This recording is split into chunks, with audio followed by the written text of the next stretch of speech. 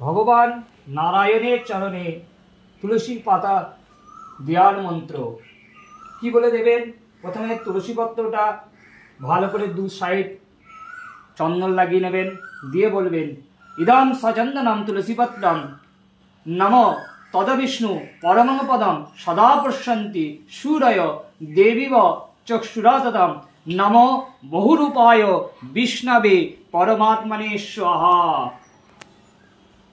আবার একটি তুলসী পাতা নেবেন এবং দু সাইড চন্দন লাগিয়ে নেবেন, দিয়ে বলবেন ইদম সচন্দনম তুলসীপত্রম নম তৎবিষ্ণু পরমং পদম সদা পশ্যন্তি সূরয় দেবীব চক্ষুরাততম ইদম সচন্দনম তুলসীপত্রম বহুরূপায় বিষ্ণবে পরমাত্মনে স্বাহা।